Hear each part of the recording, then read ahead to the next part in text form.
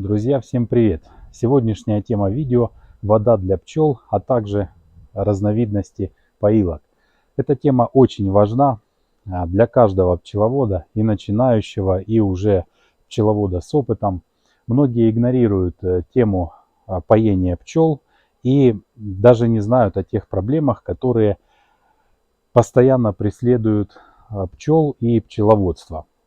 Я встречал тех людей, которые даже не знали, что пчелам нужна вода. Просто поставили улей, занимаются, подставляют рамки, но о том, что нужно позаботиться о воде для пчел, не задумываются. И тут пчеловоды делятся на две категории. Одни не задумываются, потому что у них где-то совсем рядом есть водоем, другие даже в емкостях возят пчелам воду на пасеку по 50 литров там, и так далее, в зависимости от размеров пасеки. Так вот, здесь есть золотая середина и определенная правда, которую нужно знать всем. У меня в этой теме большой опыт, потому что моя первая пасека была размещена прямо возле водоема. То есть вот стояли ульи, и у меня за спиной в 10 метрах, даже в 7 метрах находился большой водоем. Это был ставочек с родниками, вода вроде бы в нем была чистая, но почему так важно, чтобы пчелы не брали воду из таких водоемов? Здесь нужно поговорить о нескольких пунктах. Первое. Нужно разделить поение пчел на сезоны. Весеннее поение пчел и летнее.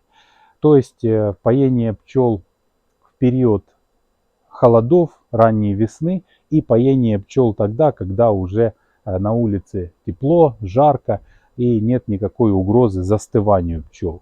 Значит, по весеннему поению, какие здесь нюансы?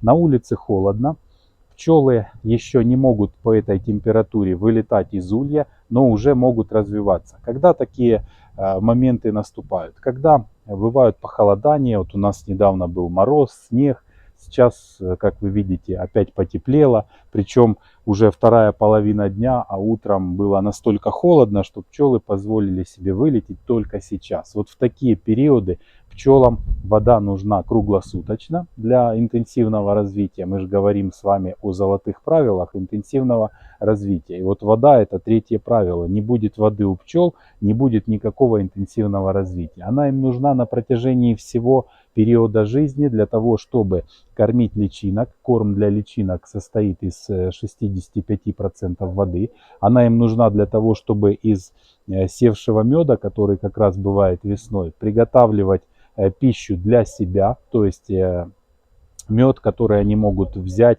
для полета на большие расстояния в поисках пищи и так далее, и так далее.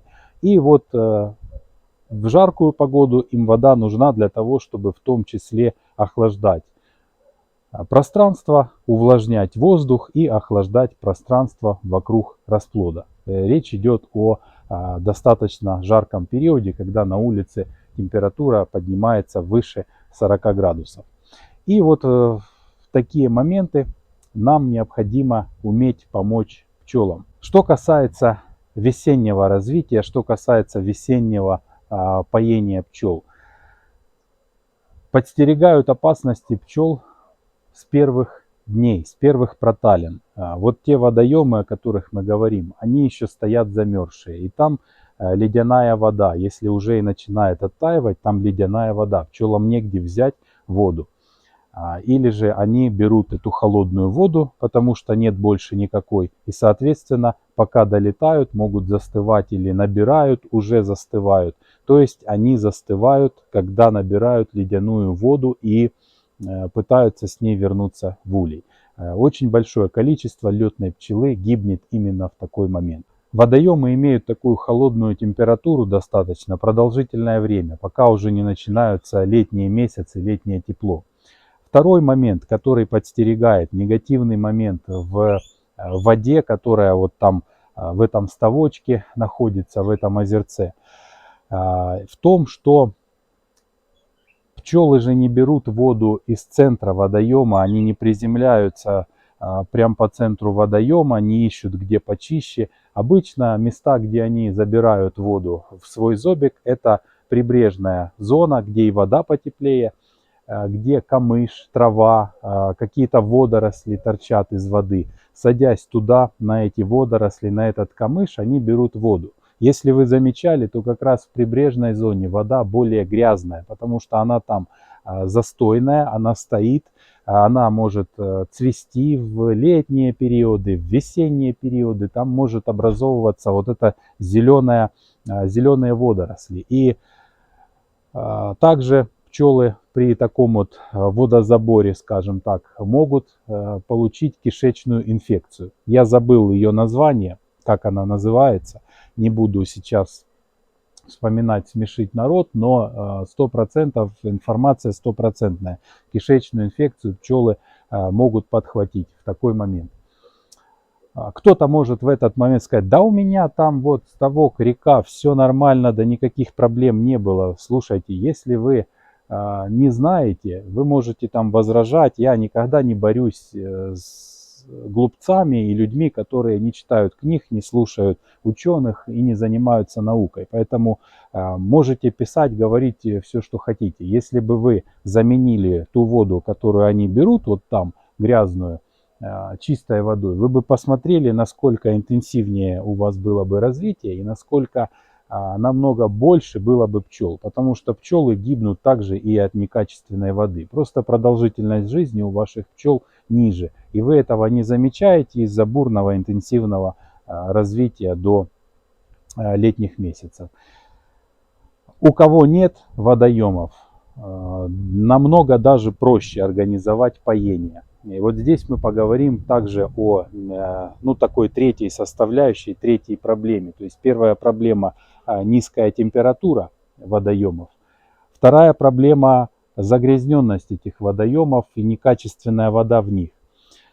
Также к некачественной воде относятся всякие лужи, различные там помойки, то есть все, что где-то может содержать воду. Даже дождь прошел, образовалась где-то лужица, пчелы могут брать оттуда воду, если у них нет поилки, к которой они приучены. И третья проблема, ребятки, которая преследует вот эту тему воды для пчел, это приучить пчел к воде, именно к этой поилке. То есть проблем у пчеловода, который понимает первые две составляющих, никаких нет. Он хочет им дать чистую воду, но когда он эту воду им дает, организовывают где-то поилку, пчелы не летят туда. Вот это вот глобальная большая проблема всего цикла пчеловодства от весны до осени. Я с этой проблемой боролся, сталкивался с различными нюансами. Кто не знает, я в двух словах расскажу, в чем она заключается. Когда у вас есть водоемы, очень тяжело пчел приучить к вашей поилке, потому что объем вашей поилки небольшой, а водоем огромный. И когда пчела вылетела, нарезала круги, облетелась по пасеке, естественно, она увидела ту воду, которая больше, а не принюхивалась по разным там уголкам пасеки, не искала что-то такое, что на самом деле лучше.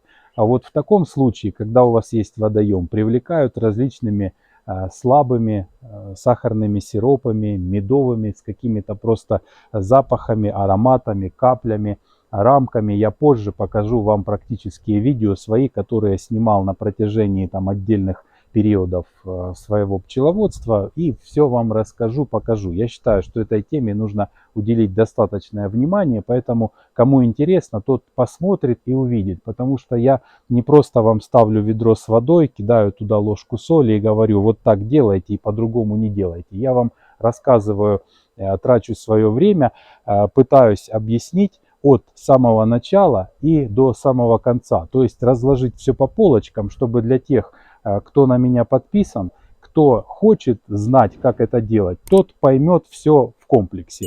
Поэтому не теряем времени, идем дальше. Пчела облетелась, не увидела вашу поилку, увидела большой водоем. Борьба с этим – это привлечение именно к этой поилке, привлечение рамкой, и каплями и всем, что я перечислил. Второй момент какой может быть? Когда вы уже приучили к той поилке, куда вы хотите реально направить пчел, они уже туда летают, все нормально, в этот момент начинается медосбор. Причем это может быть весенний медосбор, поддерживающий взяток, это сады. Запомните одну вещь, вода пчелам нужна тогда, когда нет нектара. Когда в природе есть нектар, это цветущие сады, яблони, абрикосы, груши и все остальное, все, что вообще может выделять нектар, какая-то трава ранняя. Если есть нектар, вода пчелам не нужна. Если вы видите, что пчелы на поилке были, потом исчезли, это говорит о том, что они куда-то летают за нектаром и берут его откуда-то. Особенно там акация пошла и все остальное. То есть, когда есть нектар, тот корм, который содержит большое количество воды, им вода не нужна. Они приготавливают пищу для личинок из нектара и пыльцы. Далее. И вырабатывают маточное молочко. Далее, после того, как закончился этот поддерживающий взяток, какой-то медосбор, у них опять появляется потребность в воде, и они опять начинают ее искать. И вот здесь появляется еще одна проблема с поением пчел. Вы вроде бы вздохнули, все, пчелы полетели на ту поилку, куда вы захотели, где вы им приготовили прекрасную водичку, родниковую там или кипяченую, или с витаминами. Но нюанс какой? Пока шел медосбор, летные пчелы переориентировались на вот те медоносы. Часть пчел, переориентировавшись на медоносы, забыла, где стоит вода, а часть пчел просто погибли уже к тому времени. И вышла новая генерация пчел, которые вышли из расплода. Облетевшись, они занялись ульевыми работами. Прошло время, когда они стали летной пчелой, они начали опять искать воду. У меня бывали случаи, когда я привозил рой, пойманный вне пасеки, далеко где-то, но не свой рой. Я привожу рой, у меня стоит ванна с водой. Ни одна пчела туда не лезет, потому что у них есть поилка, у них есть тут водоем, на который они летают, и отучить их от этого на 100% невозможно. Я об этом дальше скажу. И тут я привез рой, и этот рой накинулся именно на эту ванну. Вот он в этой ванне тонет, вода там для огурцов стояла, чтобы теплой водой огурчики поливать. Что, пришлось закрыть пленкой и ждать какое-то время, день-два, пока они забудут это место, перестанут лезть под пленку, переориентировались на новую воду, и тогда все в порядке. Точно так же новые пчелы, которые вышли из расплода, опять же, они не могут сориентироваться, то есть их постоянно нужно приучать к этой поилке. Счастье у тех, у кого нет вообще воды на пасеке. Почему? Потому что пчел есть возможность напоить реально классной водой, которую вы приготовили и вы им дали. Да, ее нужно возить, в этом есть огромный недостаток, но пчелы берут именно воду из вашей поилки на 100%. И какой еще есть нюанс по поилкам? Я, может быть, где-то перескакиваю, информации просто очень много, настолько много, что хоть книгу пиши, по этому поводу очень мало информации в интернете полной, поэтому извиняйте. Есть как есть, кому интересно, смотрите все.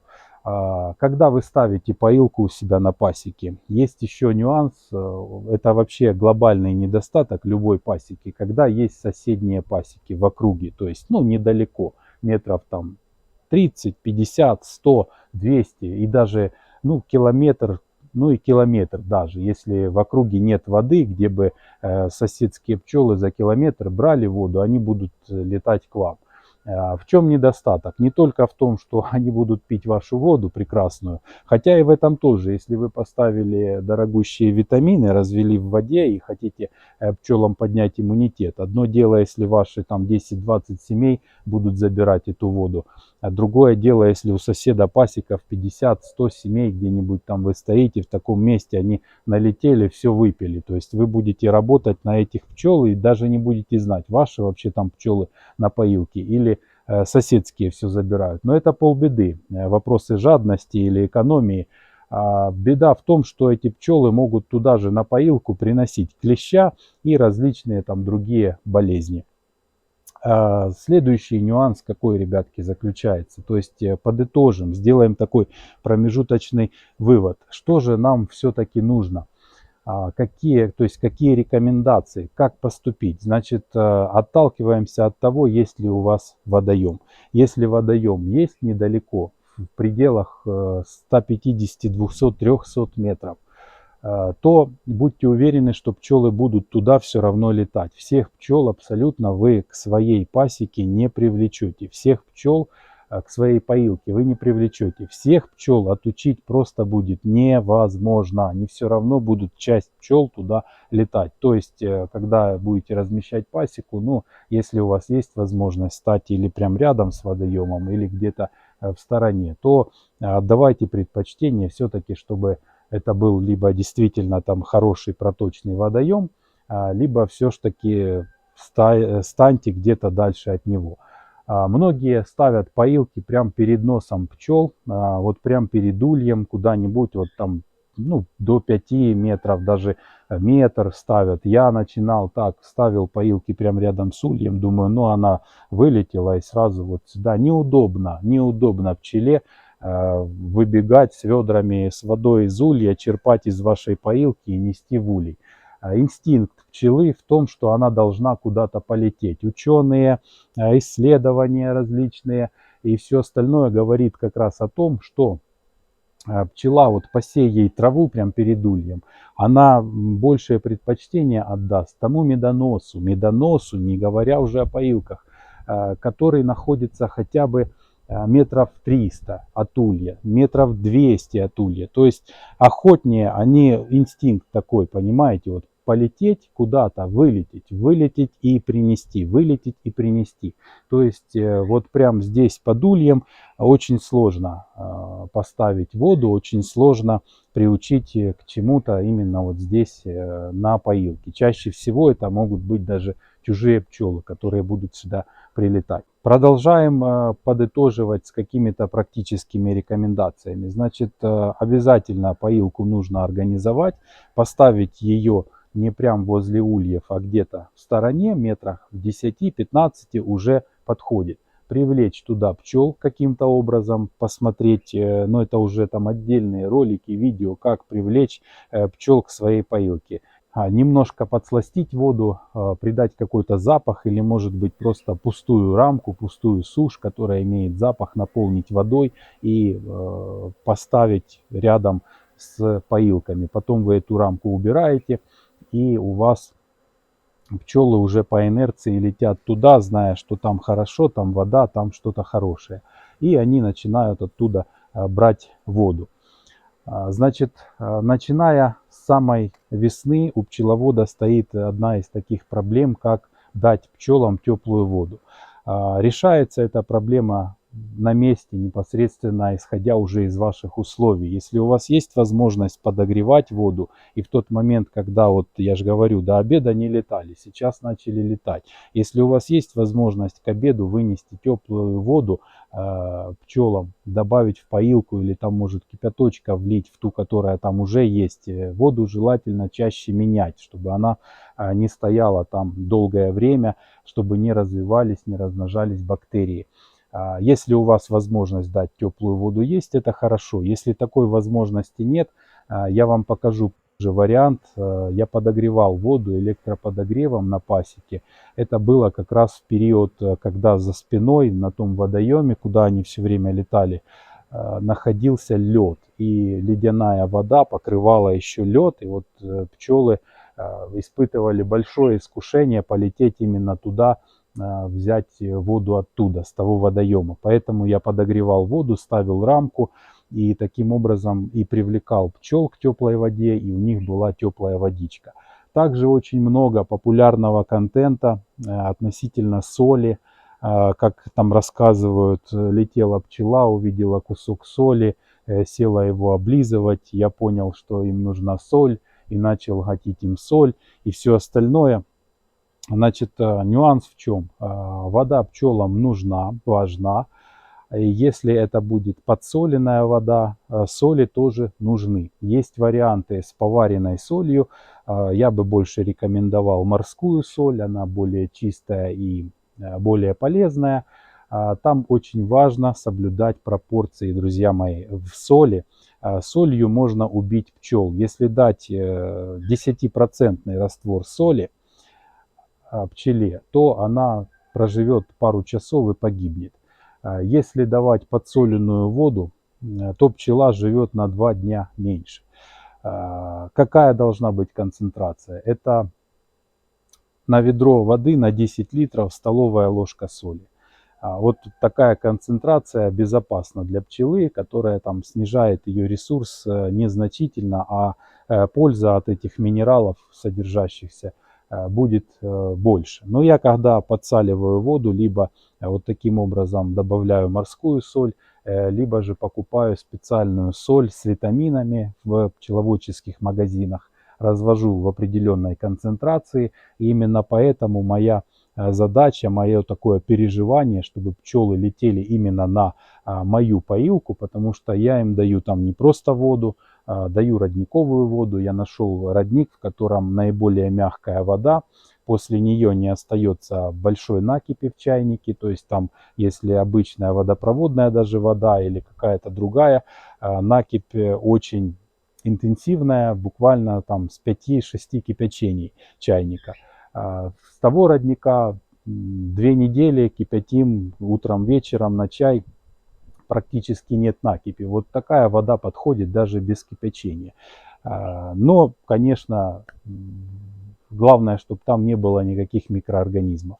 В такую воду я добавляю соли, витамины, особенно в весенний период, и ставлю пчелам, чтобы они брали эту воду. Там, если вы будете применять такие препараты, нужно строго читать инструкцию. Есть просто соли и минералы, есть такие вот, там я встречал инструкцию, где написано, что обязательно рядом с этой водой, ну вот с этим питьем обязательно должна быть чистая вода. Вот в таких случаях важно обеспечить именно такие моменты. Вот я когда еще там банками пользовался, например, 2 банки поставил, одна обычная вода чистая, одна с солью. И вот пчелы, когда уже принюхались к этой воде, уже начали на нее летать, они только с одной банки берут, вторую не трогают. Я меняю банки местами. То есть, ну, они настолько запоминают, вот пчелы запоминают какое-то место, медосбор, воду, еще что-то, что переключить их, вот там пишут разные инструкции, описание пчел, что эти пчелы работают с нескольких медосборов, легко переключаются. Я еще пока таких не замечал. В описании пишут, реально породу эту заводишь, все то же самое. О, полетела туда и все, вот сюда она летает, здесь она берет. И очень сложно ее куда-то переориентировать. Точно так же и с ульями, и с переносом ульям, и со всем остальным. Основное, главное стремление пчеловода напоить пчел ранней весной, когда холодно, заключается как раз в том, чтобы дать эту воду в постоянном доступе. И лучшим решением для этого является внутриульевое поение, когда поилка непосредственно находится в улье. Там разные бутылки с фитилями делают, есть внутриульевые поилки. То есть различные вот такие моменты, которые позволяют обеспечить пчел водой внутри улья. Чем хороши внутриульевые поилки? Тем, что там вода будет теплая автоматически, ее не надо подогревать. Я также использую такие бутылочные поилки, когда ставлю бутылки. Какое преимущество данных поилок? Преимущество в том, что вода находится практически в улье. Пчелы, которые уже знают, что находится там вода, при похолодании они могут просто по стенке улья спускаться, набирать воду и возвращаться опять на рамки. Недостаток у этой поилки в том, что вода имеет температуру окружающей среды, и если еще есть заморозки, то такая поилка пока еще не подходит, потому что по заморозкам вода может прихватываться в некоторых местах, и при вот этих температурных качелях плюс-минус много воды может вытекать, и даже вытекать на прилетку, вытекать в улей — это большой недостаток. Такая поилка все-таки используется уже при плюсовых температурах. Но и недостаток ее в том, что она будет иметь низкую температуру при холодных ночах. Также при такой поилке необходимо учитывать нюансы именно самих бутылок, их жесткости. Все это опытным путем. У меня так увидели у меня эти поилки, так много вопросов задают. Там в ТикТоке видео увидели, в шотсе я снимал, спрашивают, где взял, что за поилка. Да, обычная, ребята, поилка на бутылку, есть такие же для банки, тоже внутриульевые. Поэтому, я не могу сказать, что я прям в восторге от этих поилок. Ну, как альтернатива, я их в свое время набрал, пользуюсь. Пока пользуюсь, даю таким образом. Воду в улей активно берут. Я вижу, что пользуются, берут и хорошо. Хорошо для отводков также. Им не приходится далеко летать, экономится их ресурс. Ну и также существуют внутриульевые поилки в виде такого маленького корытца, которая наполняется водой или слабым сиропом. Пчелы могут воду брать и оттуда. Но по опыту скажу, что внутри улья, если вы просто ставите какую-то емкость с водой, пчелы очень плохо берут воду. Вот есть у них инстинкт воду именно вылететь, где-то взять. Поэтому их нужно к той поилке внутри улья тоже приучать. То есть начинать все время с подсахаренной воды или с разведенным медом там в этой воде. Но тоже нужно смотреть, чтобы мед не забродил в воде, смотреть там не больше 2 дней, чтобы у вас эта вода стояла в улье. Потому что когда начинает бродить, это опять же нагружает кишечник пчел. Самым прекрасным типом поилок я считаю те поилки, которые делаются большие емкости, капает вода на дощечку с фрезерованным пазом или с пропилами, и по этой дощечке вода стекает. Для больших пасек это лучшее, что можно придумать. Поставить ее где-то в тени, не на солнце.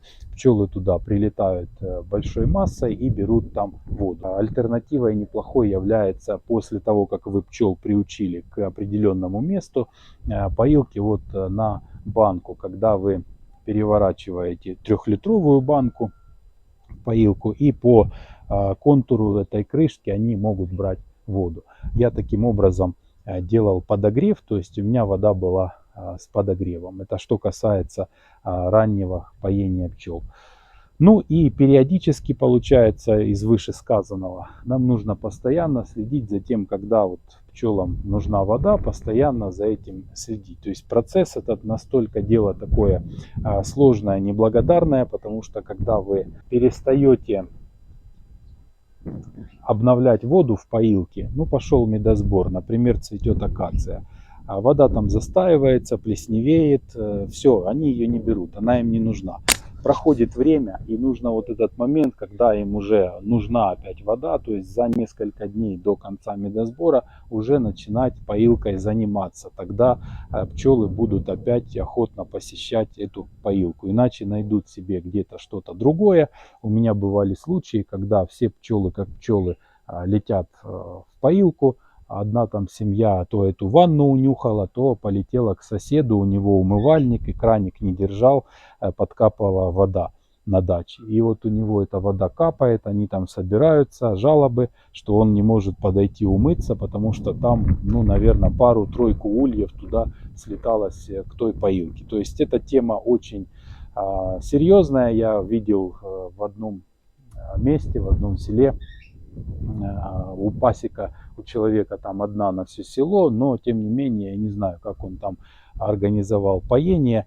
У одной женщины стоит такое корыто возле свиней, и металлическое корыто, здоровое, оно полно воды, свиньи оттуда пьют, и так роем летают пчелы, тоже берут оттуда воду. Так что это беда. Поэтому я надеюсь, что этим видео помог вам с основными направлениями, проблемами и нюансами, рассказал вам о важности воды и о том, что необходимо все-таки эти все моменты учитывать, стараться напоить пчел качественной, чистой питьевой водой, избавив их от заболеваний и всякой грязной воды из луж. А дальше уже какие-то нюансы, частные случаи нужно смотреть, исходить уже из ваших условий, основываясь на эти принципы.